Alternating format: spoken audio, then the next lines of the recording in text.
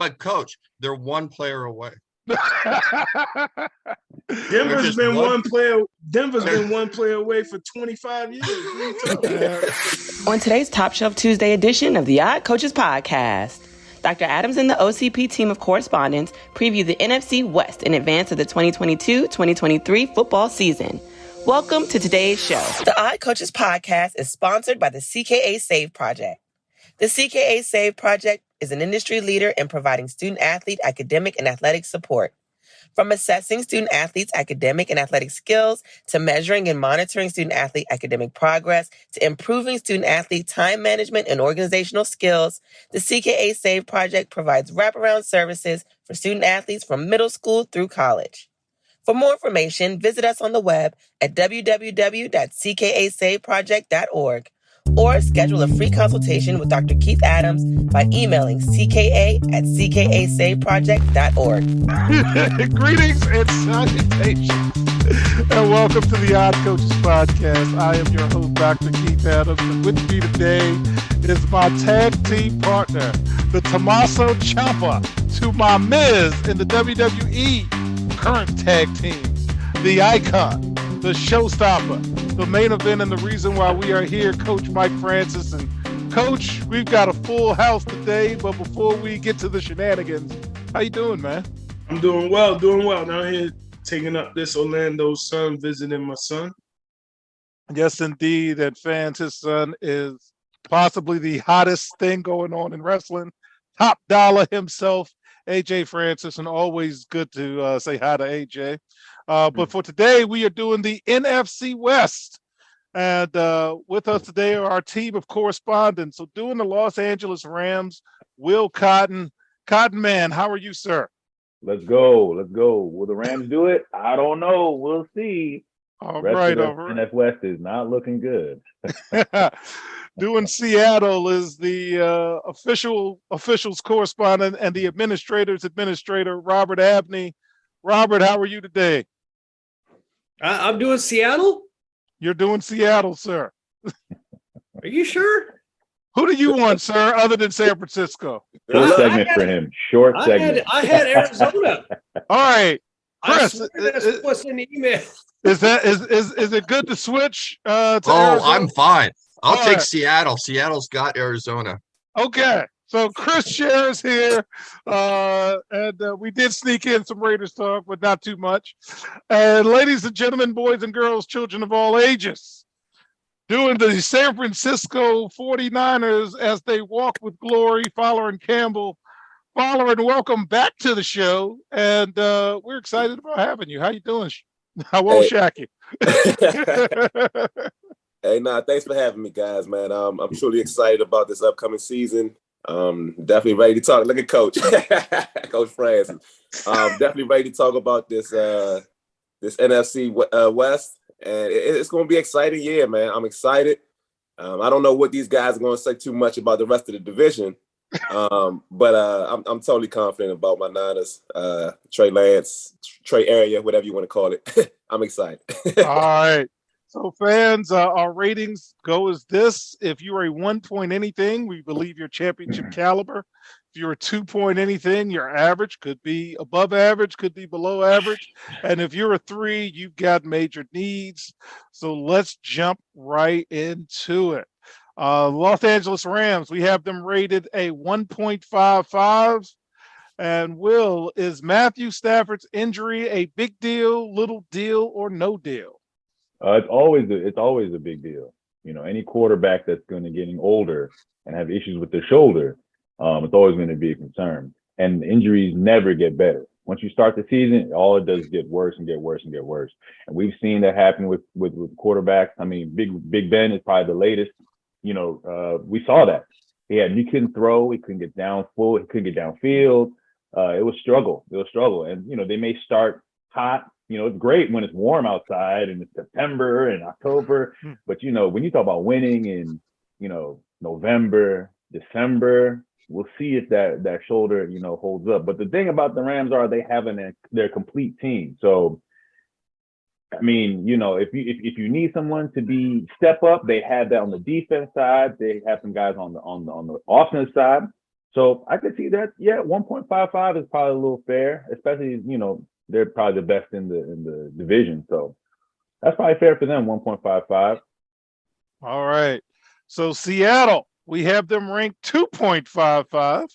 And the question, Chris, is does Pete Carroll have any tricks left up his sleeve at 70? Or are we just riding this out for a retirement check? Tell us about the Seahawks. Oh my God, Seattle. God help Seattle. I looked at Seattle's depth chart, and I'm reminded of the time that I do fantasy football, and I can't get signed in, and the computer actually drafts for you. Okay. And then you finally get logged in, and you look at your team and you go, what? Geno Smith? Drew Lock? What? Who did you just draft for me? That's Seattle. Wow. It's when the computer drafts for you and you have no say. 2.55 is kind of high, in my opinion. It's not high enough. 3 is higher. 4. Think about that. That's They need to be a 3. Yeah, for they're sure. just one, but coach, they're one player away. Denver's been one player away for 25 years. One player away. All right. So Arizona, Robert, you walked into a hornet's nest and you didn't know it. Okay.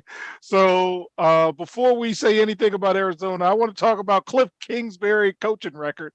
In the NCAA, he was 35-40. And in the NFL, he is 24, 25-1. How do you fail up?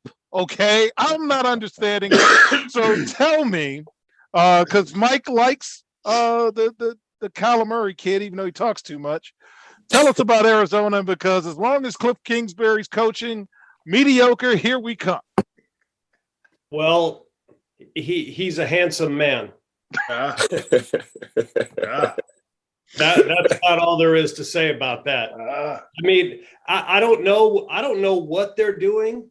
They snuck into the playoffs. They started off hot. DeAndre Hopkins got hurt.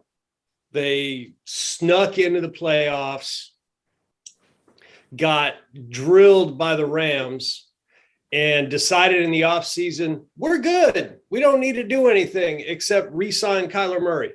I mean, they didn't have a first-round pick, so they drafted a tight end and a wide receiver and a couple of defensive linemen. They didn't spend any money in free agency. They lost Christian Kirk, who's a good receiver. They lost Chandler Jones, who was one of their edge rushers, and they weren't very good at that anyway. I don't know what I don't and DeAndre Hopkins is out for the first 6 games because of a PED suspension. I don't know what they're doing. But again, Cliff Kingsbury is a very handsome man. All right. And yes, all year you will continue to hear me say, how do you fail up? Okay. And now the San Francisco 49ers. I have them rated as a 2.22. Oh, my God. Forget Jimmy G. Can they win the division, following? Can San Francisco actually put together an entire season to win the division and advance in the postseason? The floor is yours, sir. First off, the 2.2 is disrespectful. I mean, we went to the NFC Championship last year. Should have won it, in my opinion. And then we come back. I feel better. I feel like with Trey Lance, he makes our offense way better. We just have more options. And with Kyle Shanahan's scheme, I mean, the fact that he's able to pass down the field, short passes, he's able to run, he adds it's just about his confidence. If we keep feeding him confidence, he's going to be just fine. Everything else is okay. I feel like our secondary got better. It's not the greatest, but it got better. Our front seven is probably the best front seven in the NFL. So, yes, the best front seven in the NFL over the Rams. I'm talking about 7, not 4. We're talking about our linebackers too. So I see Coach Francis making these faces. I think we got the best front 7 in the NFL. So if they hold up like they're supposed to do, we're going to be just fine. But you're also the second oldest roster in the NFL. So if it's a youth league, You know, that's something. I mean, But the thing is, again, we've always dealt with injuries, and we've always been fine. Only year we We'll weren't see. fine is when we lost Jimmy G. We've dealt with injury and Bosa. We lost a lot of guys that year. It was what 2-3 years ago. We lost Bosa, we lost Kittle, and we lost Jimmy G all in one season. right. And when they get injured and happens, is it going to happen again? And you Look, can't go back and injuries forth. happen. Yes, things change. I mean, Baltimore dealt with injuries last year. Baltimore's You know what I mean? a much better structure of a team right now. They're a little younger. You know, they got a little. You know, they have a lot more draft picks than y'all. We I'm got just saying, age is not on the side of 49ers. Not at all. We can't count in age. I mean, if anything, if we're looking at Debo, he's young. We're looking at our core group. Oh, is he Shamar back? Ford's young. Debo's back. He signed Debo that. re-signed. Yeah, Yes, sir. Yes, sir. You got Brandon Ayuk who's having a great training camp. He's young. George Kittle is not old. I mean, I'm trying to figure Terrell out. Pryor had a great camp too, and he was poop. But Terrell He Pryor. was terrible. They were like, "Oh, he's gonna light the fire on. Oh, you gonna light it on fire and all that stuff, bro." He couldn't. And do nothing. Jamarcus Russell. we got a guy that's Oh, hush up on Jamarcus. Okay, I fans. want to be reminded of Hold that. on, no. Hold on. I'm trying to figure out who's old though. Fred one. I'm old. I'm old. Trent's old. Fred is not old. What's 27? Your center's old. Okay, you talking about the So 09? two of your best offensive linemen are 35 and 37? Yes, Trent. Yes. Yeah, that's concern. You know, Trent has played you're that not season, Trent. old. I'm lying. He's 32. He's still pretty young. 32. But I mean, we'll see. I'm just trying to figure out because I'm trying to figure out where the age comes in effect. Because all of the main core is young, and that's all it's going to play out. What I'm worried about is Trey Lance.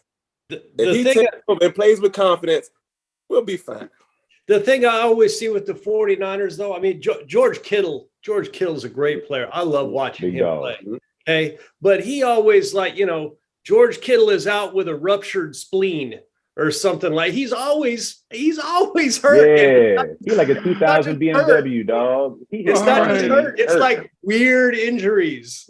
It's weird injuries. He tore a pectoral tendon or something like that. He's always doing weird stuff.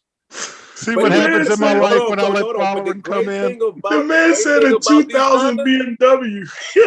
No, hold on. Look, you talk about injury. The great thing about these Niners, the way these guys fill in and the next man up, it's just as far as our running back, it's done by committee. You know what I mean? Like Elijah Mitchell was our number one running back, just like Mostert was our number one running back a year ago. When he went down, next man up, and we still ran the ball well. We still gonna pass the ball well. That's just how it is in a Kyle Shanahan system. Our defense. We're going to go to our next segment. We're going to take a brief break. And you see my life for the last 15, 20 years. I got to hear from Robert. What are you thinking, Robert? The look on your face, Rob. We're going to come back after break and continue to enjoy this foolishness. And we'll be right back on the Odd Coaches Podcast. The reviews are in for Dr. Keith Adams' book, Finding the Balance, My Personal Journey to Academic and Athletic Success. College professor and student-athlete academic expert Dr. Lisa Rubin said, "There is nothing out there like this book, so I do hope people will pay attention and give it a read." Former George Mason standout Fowler and Campbell said, "Consider this book an opportunity to work directly with Dr. Adams just like I did. I assure you that there will be something you can take away that will be useful to you throughout your personal journey." Ryan Waite, a recent college graduate who is a software engineer, said, "I like how the book is based on research, which makes it good for general students as well as student athletes."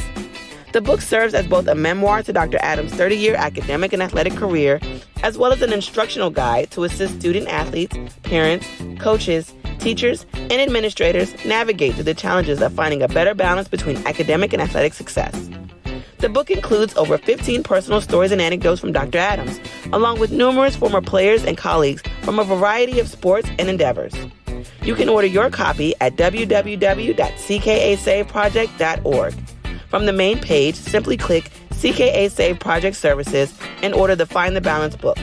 For more information, contact Dr. Keith Adams by email at cka@ckasaveproject.org. welcome back to the Odd Coaches Podcast. And in segment 2, we're going to have a structured debate on division-specific topics. So please pull up everybody's schedule on your screens.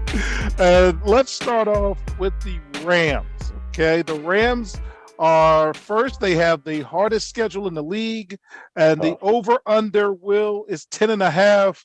What say you on the Rams, sir? Man, it's crazy because even when I look at the line, the price is the same. It's like minus 100. It's like minus 10, 110 over and under. So it's like they don't even Vegas doesn't even know. They have a tough stretch. I mean, the first game they got is the Bills. Then they have the cupcakes. They got the Falcons at home.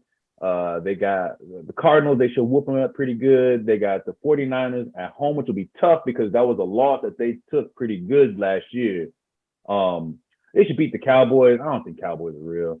They should beat the Panthers. I think another tough game against the 49ers. The Bucks, Cardinals again. So yeah, I think they could. I can think they could win. They could win 10 games. Again, they're an older team too. But it's 10.5. Will 10.5. Oh yeah. I'm gonna take it. I'm gonna take the over. I think they can win 10 games. I think they can win 12 games. Okay. They have a good one at the end of the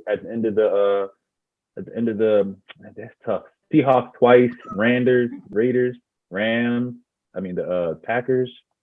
Yeah, I said they can get 12. They can get 12 wins, just being a better roster. By the end of they can get about 12. So I'll say over. All right, Robert, over and under 10.5 for the Rams. 10.5 for the Rams? For the Rams, 10.5. They're over. Okay. They're over. 100%. All right, following over and under 10.5 for the Rams. For the Rams? For the Rams, 10.5. I think the Rams will go over. Only it depends on Stafford, honestly. If that elbow is fine, I think that team they'll be a good team. But it definitely depends on Stafford coming into the season. Chris, over or under 10.5 for the Rams. Oh, I agree with everybody. If Stafford can play, they'll be over and they'll have 12 wins. Depending on if he has to go out, the problem is if it's after the bye week, I think they add 3 more losses. So I think that they'd be under, depending on if he has to go out. But yeah, the Rams have a good team, good solid team, and so I would say over because I think they'd scored him up with something like the hurts no more medicine that Madden would talk about in the 70s. Yeah, you're injured. I mean, you have a broken bone, and they would come over there and they would inject you with something, and they would say, "Hey, go back out there and play." And I think they would do that with Stafford. All right, franchise over under 10.5. Looking at this schedule, I think it's over because it's really, shit. They played Carolina. That's a win. They got Arizona. They got fucking New Orleans. Like, come on, man. Seattle twice. Denver, Chargers. Yeah, I think 10.5 for the simple fact that their schedule looks weak to me. It looks like they're not going to be playing anybody except for maybe, they got Green Bay out of league. But other than Green Bay, Tampa Bay, shit, they should, and Buffalo, they should pretty much win 14 games. Those are only 3 that I really see is going to be tough loss for those 3 games. Seriously, because everybody else suck. What about the Chargers? What about them? Chargers are a championship contenders, in my opinion. Will Cotton, I think you did the Chargers. What do you think? They're a playoff team, but they're not a Super Bowl team. Yeah. Why not? Why not? They can't even get invited to the party. No, they're not. And they talk about leaving with the baddest lady in the joint. And they talk about, I'm like, bro, I can't see it. I can't see it yet. You can't. I don't think defensively. I don't think defensively the Chargers are a Super Bowl contending team. I mean, we still talking flash in the pan, good offense. Everybody can spread it and find holes. But if you're not playing defense, you're not going to win a championship. And point blank, I don't think the Chargers upgraded enough or have quality for them to be able to be a Super Bowl champ. I don't think they're ready for it. And we're going to jump back to the NFC West. We're going to jump back to the NFC West, but I love y'all. Yeah, this is killing me. All right, Robert, the Cardinals have the second strongest schedule in the league, and the over-under is 9, even. What do you think, sir? 9 even. See, so remember we talked about DeAndre Hopkins being out the first 6 games. So they got the Chiefs, the Raiders, the Rams, the Panthers, the Eagles, and the Seahawks. I think the best they can reasonably expect there is 2-4. Okay. Yeah. And I don't know what they did. I mean, their schedule's tough, but they got the Saints at home. They got the Chiefs at home. They got the Chargers at home. They got the Patriots at home. They got the Bucks at home. I don't know how they did that. They're going to steal a couple of those, but I just don't think they're very good because, Kyler Murray is fun to watch, but his decision making, at least at the end of last year, wasn't real good. And Cliff Kingsbury is going to find a way to muck something up. So I'm going under. All right. Will, over under 9 on the Cardinals, or will we push? Hard under on the Cardinals. Extremely hard under. Extremely. They are smoking. They're smoking their mirrors. People are living on this Kyle Murray. He got this big contract. I don't know how he got it. I mean, God bless that brother, but he unfollowed them on Twitter. That's how he got there you go. We got to do something. Let's give him $160 million. Let's do something, But like Robert said, I mean, I'm looking at the schedule. The first 3 games, L's. Chiefs, Raiders, Rams, L's. And it's hard for teams to come back already 1 for 3, and then they get a little cupcake. They got the Panthers, and then boom, Eagles. I mean, I don't see it. I don't see that, and I don't see enough time for them to catch fire. Like, there's not a bum 3 or 4 teams that they can beat up for on 4 games, and everything is tough, cupcake, tough. And I don't think they have the roster, the talent. And then D-Hop comes back. Okay, that's great, but by the 10 you're week 6. You could be 1-5, 2-4. So, and plus, I ain't a believer of the coach, man. I think, they keep giving this guy money. He hasn't won anything. He wins half the beginning of the season, and people are, he won 8 games. Let's give him a ton of money, and he can't win playoffs. So, and it's going to be even worse for him this year. So yeah, I'm going hard under, easy under if you're taking anybody. Strictly for entertainment purposes only, of course. Strictly. Following, over under 9 on the Cardinals. It's definitely a hard under. But what's all the Kyler Murray bashing for? I really believe Kyler's a good. Didn't they start off 7-0 with Hopkins last year, or was it 8-0? He got hurt. He did, and then he didn't change. But he did not. He didn't make any changes. He didn't make any changes. He continuously throw into 2 or 3 DBs at the same time. He believes in forcing, and he just throws it up. And he's like, "Oh, D-Hop got to catch me. So first of all, he's back there running for his life. No O-line. And he had his best receiver, A.J. Brown, is 34 years old? A.J. Green. 35? 35. AJ Green. And then Rondale Moore, who's just a speedster, who's just running down the field. He has nobody. I think they ended up getting Zach Ertz. So they got a tight end.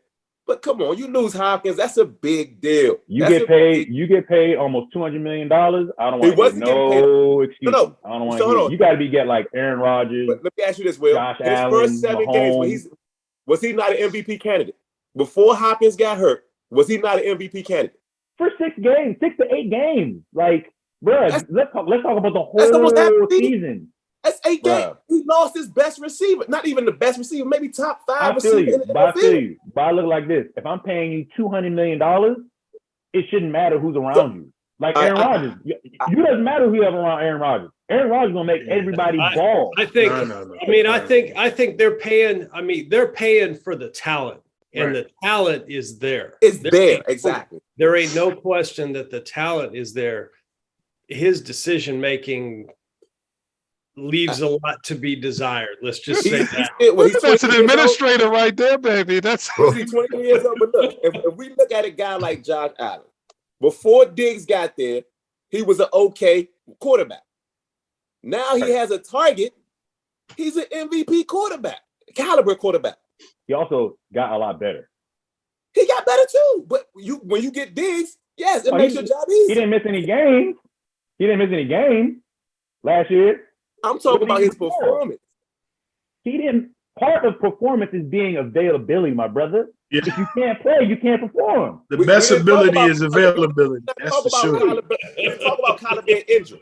We talk about What do you mean? Injured speaks on to, like that's part of your life. Like he's a little shorter. All right, we got to protect him. With no O-line, that's poor structure for the organization. Not Kyler. I'm not talking about him. Right. But that's bad structure. And the structure is the reason why he's going to I think that's the issue. I don't think the offensive coordinator and the staff made changes once they lost Hopkins. It was a little too late. And by that time, the defenses, started to do some things differently, knowing that he wasn't there.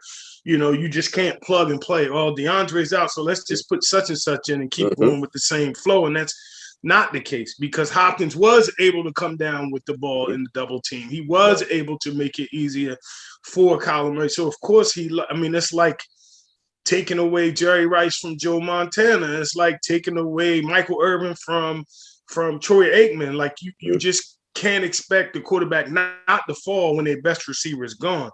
But that means the staff has to do a better job of covering up that. That's what has to happen. And that goes back to Dr. Adams' favorite coach, Kingsbury. I don't know if they made that an emphasis or not. No. And Chris, bring some levity under 9 with the Cardinals. There's a lot of haters today. Okay, we hate the 49ers. We hate the Cardinals. Oh, my. Okay, I'm going to go over on Arizona. Ooh. Okay, and Coach, they're going to be take this in the bathroom and bring me a sample. Yeah, this isn't water. Okay, so I'm going to go over on Arizona, and I am booking it all on Mr. Murray. Okay, all right. Under 49ers. Officially. Under. You never got my official. You said that when we started, son. Under. I'm telling you, 11-6 flops to 6-11. Look at the schedule. There's nobody on there they can beat. If they win 6 games, they're lucky. Right. Oh, man. Okay, 49ers have the 5th strongest schedule in the league, and the over-under is 10. And again, fans, this is strictly for entertainment purposes only. Following over-under 10 for the 49ers. For me, it's over. And I'm not even just trying to be biased. Look, guys. Shocking. Look. No shit. Look at the strength of schedule. I mean, all of our tough games are pretty much at home except for Denver. I mean, we got Kansas City at home. We got the Chargers, who I feel like is a playoff team at home. We got Tampa Bay at home. I mean, just looking at this schedule, I see 12 wins. I see 12 wins.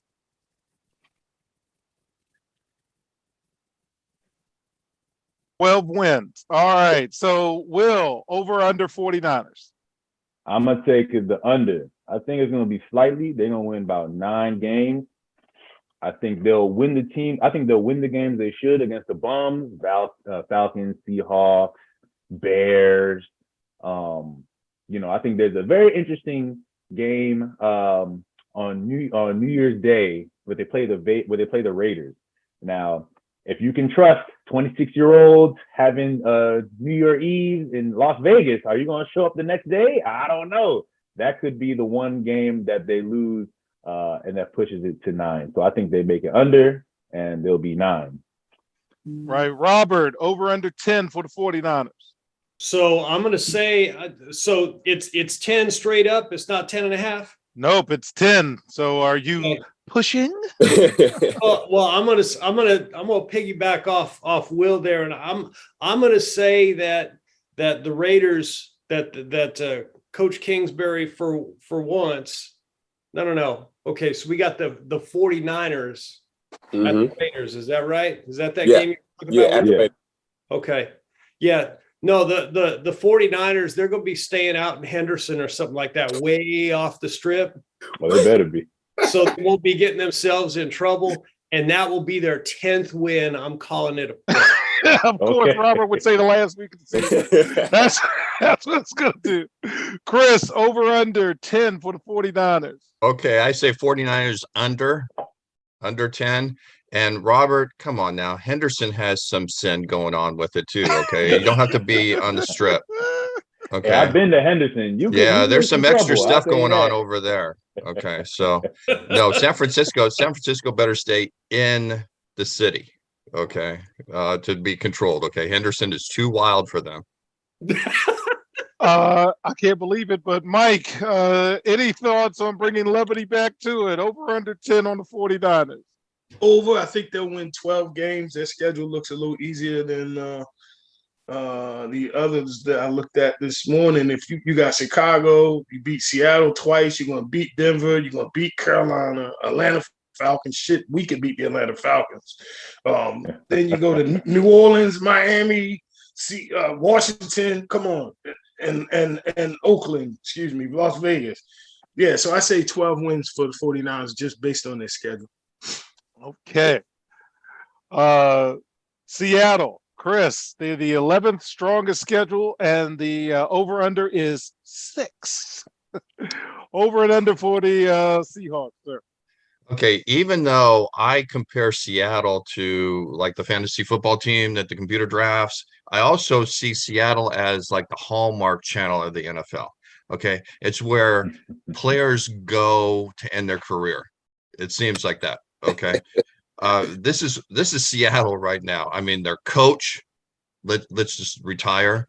All their players are like, I don't know what's going on with them. Okay, but at the same time, they're going to surprise all of us. Okay, they're going to be over those 6 wins, but it won't matter.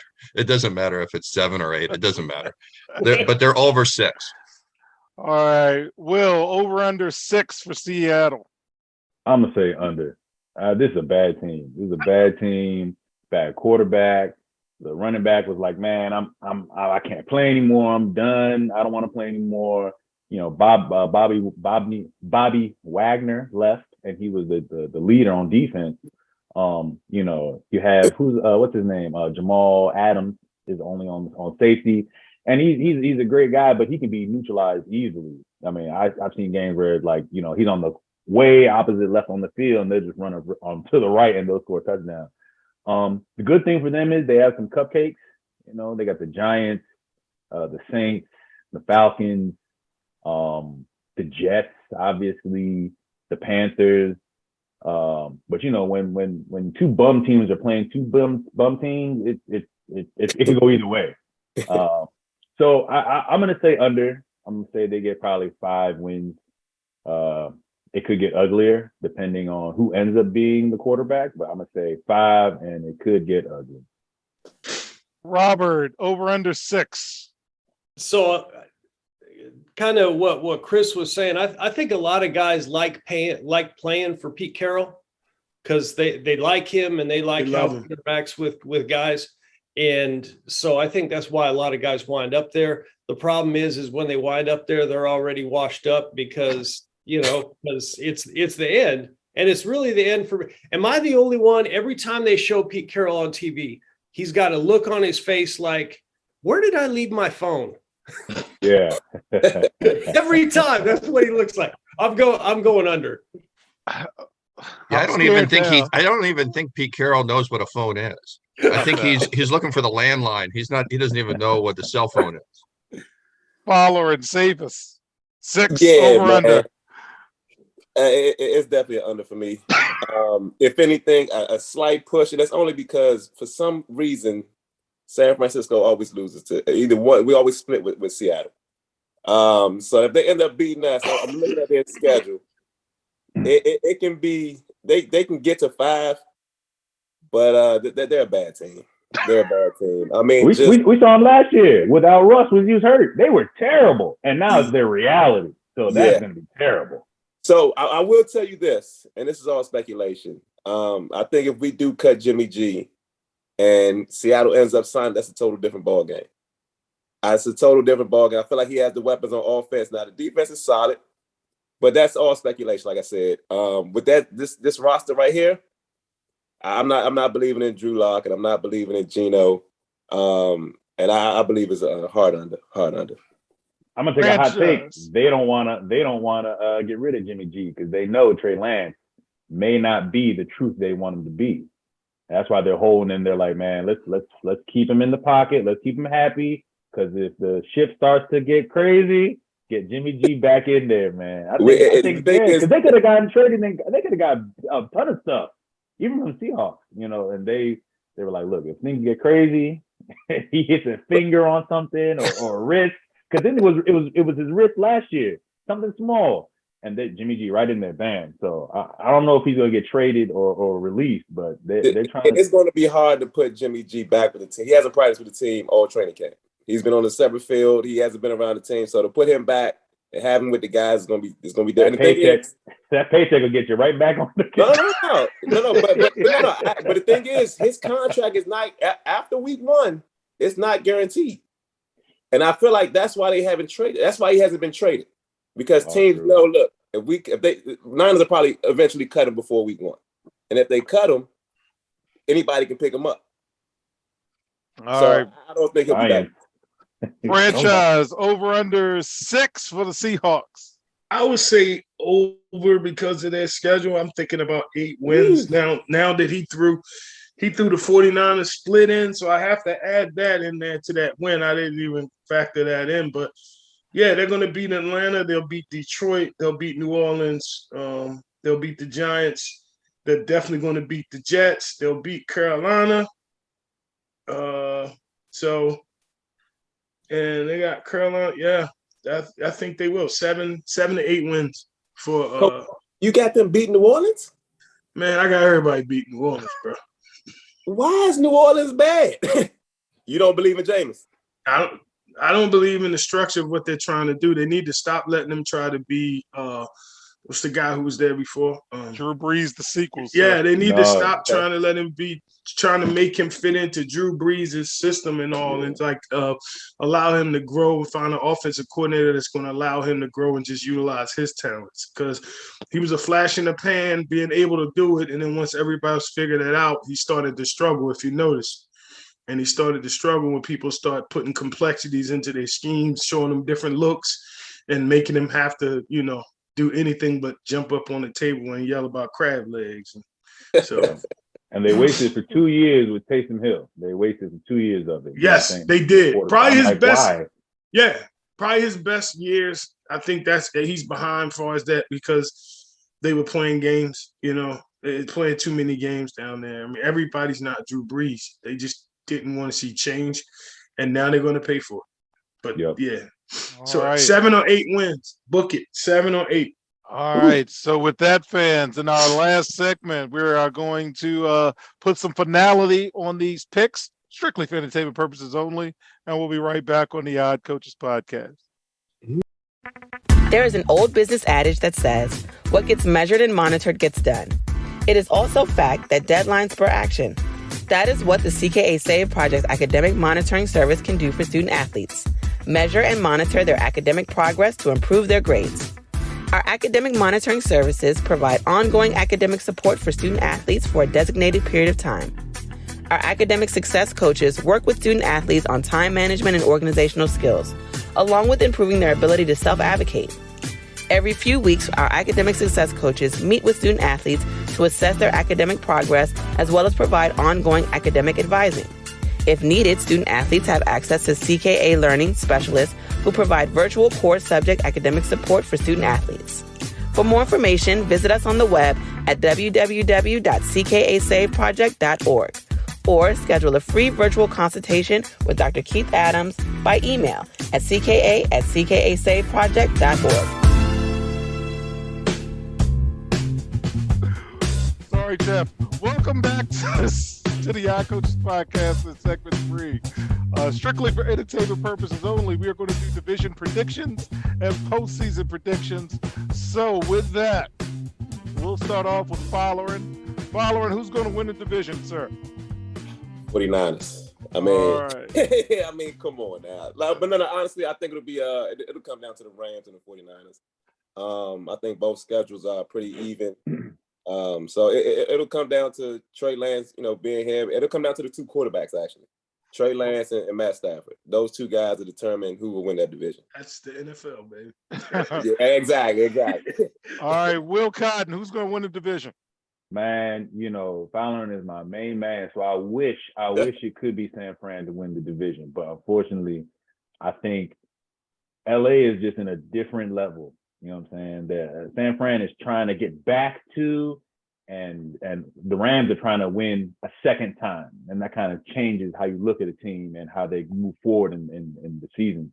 So I would say division winner would definitely, anyone getting injured or anything crazy, I'm gonna say the Rams. All right, Chris, who's going to win the division? Oh, I say the Rams.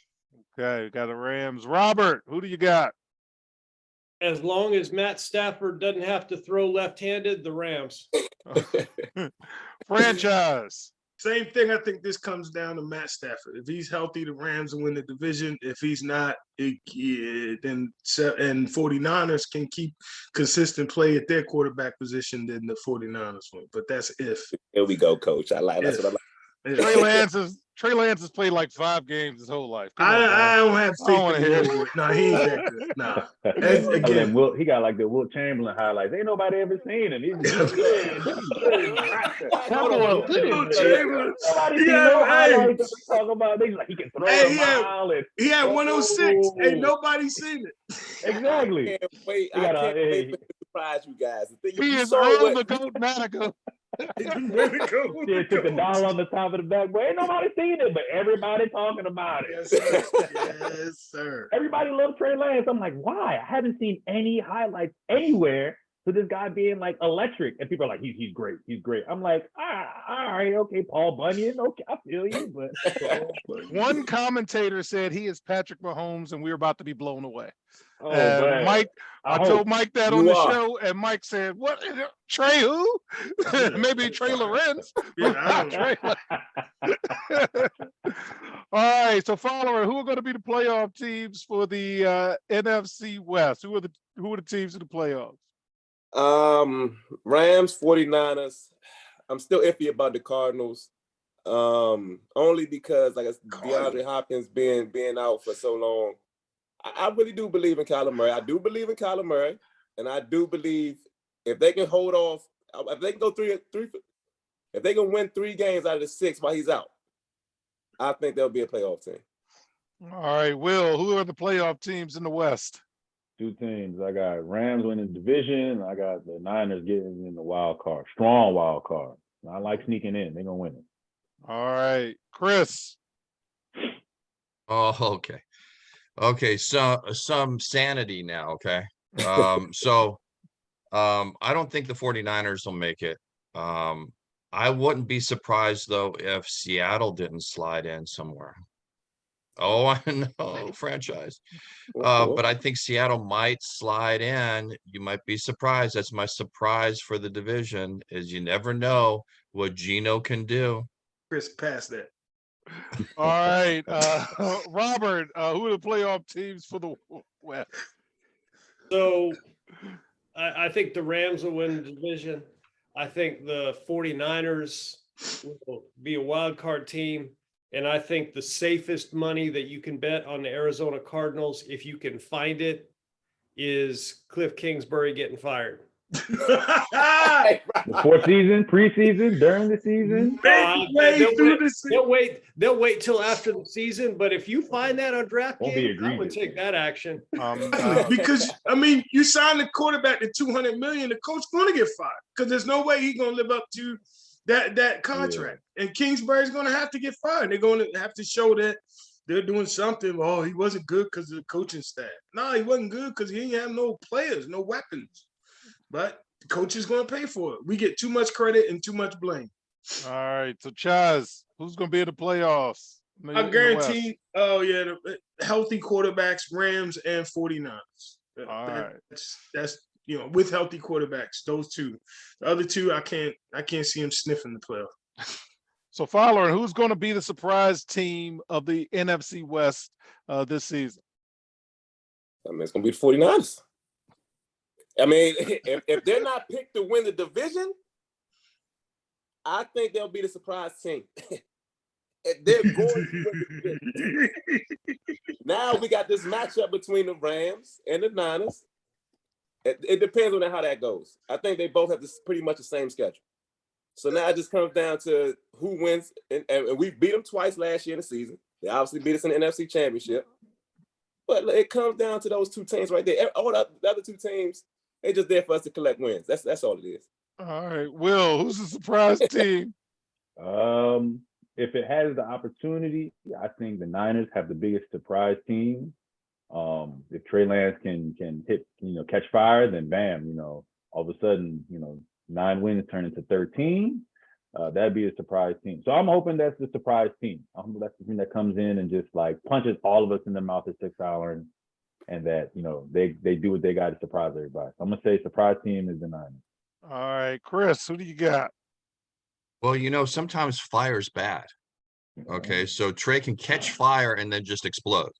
Okay, and be gone. Okay, so let's remember that. So San Francisco, I think, will be the negative surprise. I think everybody has a lot riding on them, and I don't think that they're going to live up to their expectations. I still say Seattle's going to surprise the hell out of people. Pete Carroll all of a sudden is going to figure out what a cell phone is. Okay, Pete Carroll's all of a sudden, you're going to have that look on his face like, I know how to win games. And then all of a sudden there's not Geno and not Drew Lock. Somebody else is going to like traipse on into the organization and start playing for him. Maybe it's Jimmy G, maybe it's somebody else, but guess what? Seattle's going to surprise all of us this year. Chris, you got family member that's playing with Seattle? No. In Seattle right now. Look. Okay, guess what? If he opens the no, huge Raider fan. So, I have something against the 49ers, okay? And I have something against Seattle. Okay. I have something against Denver. I have something against Kansas City. I have something against a hell of a lot of teams. Okay. But I'm truthful. Seattle might surprise you. Yeah. So watch your back when you go into Seattle as a 49er. Whew. This is interesting. This is going to be an interesting year. All right, Robert, who's the biggest surprise, sir? The Raider fans feeling persecuted all the time. Hey, Fuller is nothing if not consistent. I'm actually with him. I think they have the biggest opportunity if things go south for the Rams. I think the 49ers will fill that, will step in and be the surprise team. All right, franchise, who's the surprise, sir? Would it be a surprise if the 49ers did that? I mean, they were 2-4 in division last year, so I guess if they do go 500, that's a surprise. I don't know. Like, if that's what we're looking at, like they're a playoff team at 2-4 in the division last year. How are we? What's our measuring stick here? But as far as Pete, probably the favorite coach my son played for, Pete Carroll. He hated Seattle because of the weather, but he loved the way the organization was. So if there is a surprise, maybe I would go with Seattle because of the culture that Pete has built, and that you'll get more players, like we said earlier. Guys want to go and play for him. They love the Wednesday challenge days where they don't do any football. They just challenge. They have tournaments in ping pong, free throw shooting, everything other than football on Wednesdays during the season, just to kind of build camaraderie amongst the guys and keep the competition going. So they love it. And I think if you get consistent quarterback play, that they can figure it out. They just can't call no more fucking slants on 1st and goal no more. I don't know what's never going to go away. 28-3, or not giving the ball to Marshawn Lynch on the goal line. All right, following, who's going to be the biggest disappointment in the NFC West? I hate to say it. 49. Who's going to be the biggest disappointment? What's the biggest disappointment? Which team? I would say the Cardinals. Okay. I would say the Cardinals, only because I really feel like, especially with having Marquise Brown, you got Rondale Moore, AJ Green is still there. He has the weapons, and then when Hopkins is able to come back, that'll be a loaded receiving core. it just goes down to structure, like you guys been saying. You know what I mean? The coaching staff, because you got all the weapons. So that would be the biggest disappointment if they can't make the playoffs. Okay, Will, what about you? Biggest disappointment? My brother Fowler and I have to agree. Cardinals. So I'm gonna go back a little further. Their disappointment started last year. You know, they started losing bad once Kyler Murray got hurt. You know, they lost DeAndre Hopkins. He got injured, which never really we've seen before that. He's always been relatively healthy, you know.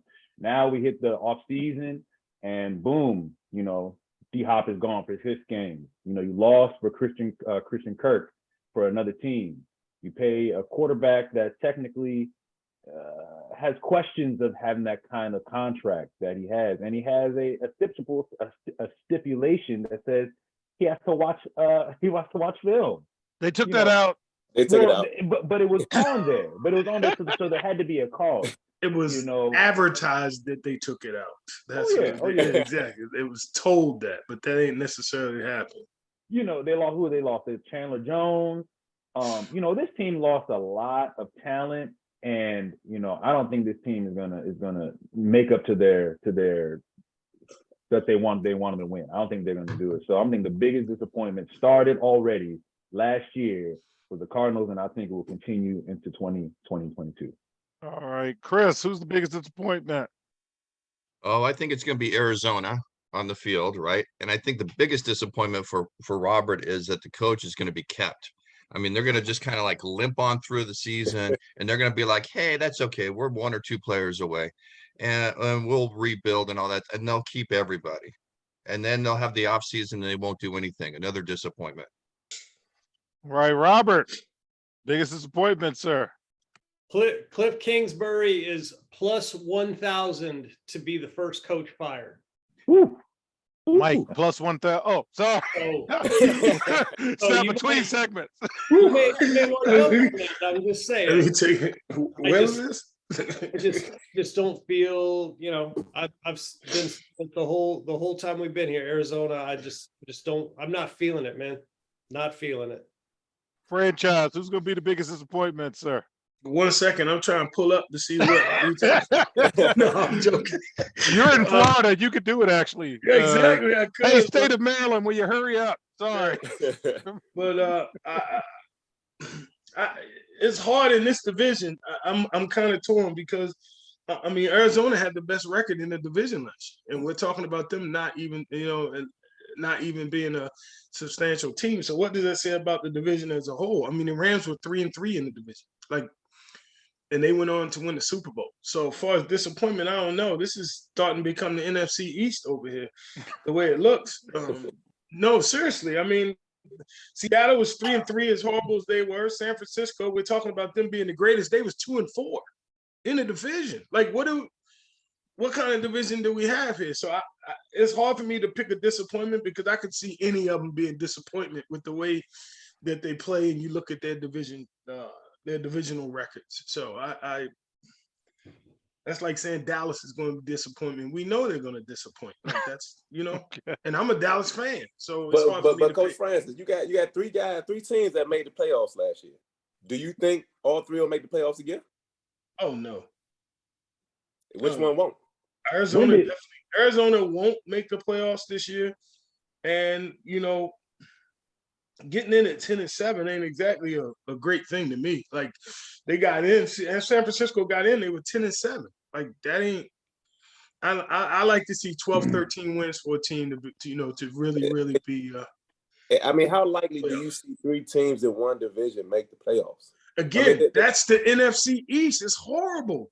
Yeah. Like the NFC East champions, sometimes them guys were like flirting with 500 and was the champion of the NFC East. Like that doesn't make it, and none of them won the Super Bowl. Think about that. Now this year, the Eagles, I see them being the best, but yeah, they can't. It's just too much bad quarterback play in that whole division to me, if you ask me. Yeah, no, I get it. They're beating each other up, but you don't see all 3 of them are not making the playoffs the same year.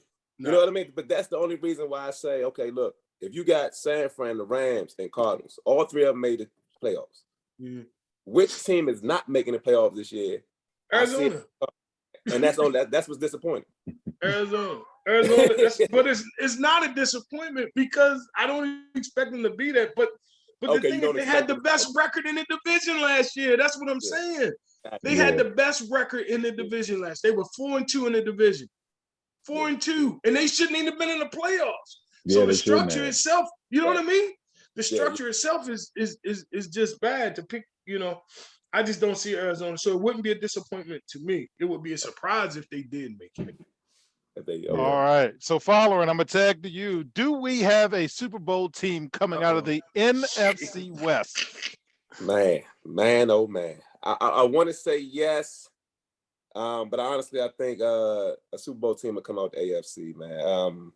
I do believe either the Rams, Tampa Bay, or depending on Trey Lance. Because I really feel like with just a small piece of listen, Coach Francis. I know you're making that face. We were there last year. We were right there.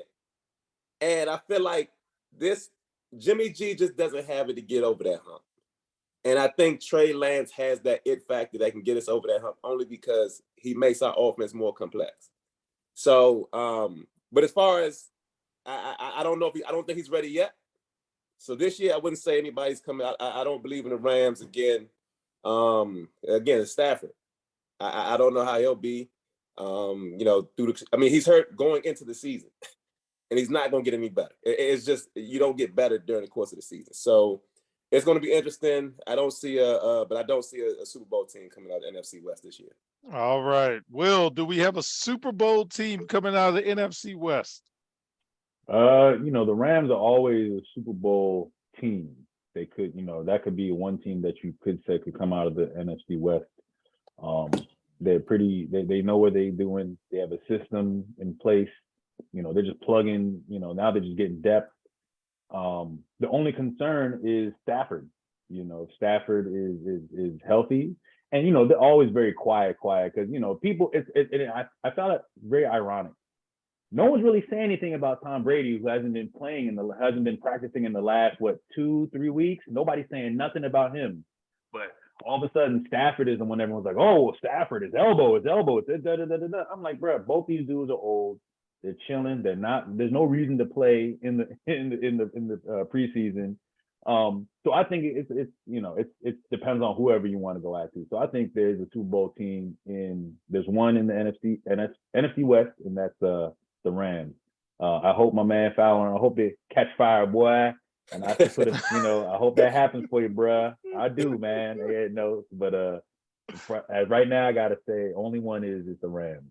All right, Chris, do we have a Super Bowl team coming out of NFC West? Oh boy, the poor 49ers. No, I mean the 49ers have the Bay Area curse that the Raiders had. Okay, sorry. Okay, we had our time. Okay, you have to move out of San Francisco to win. Okay. I think the Rams are the only ones that'll have the chance to make the Super Bowl. I think it does come down to Stafford's health. I think my bold prediction for the year is I don't think Tom Brady's going to make it through the end of the year. I just think he's going to just walk away. SD, Special Delivery Jones. Yeah, he's just going to walk away.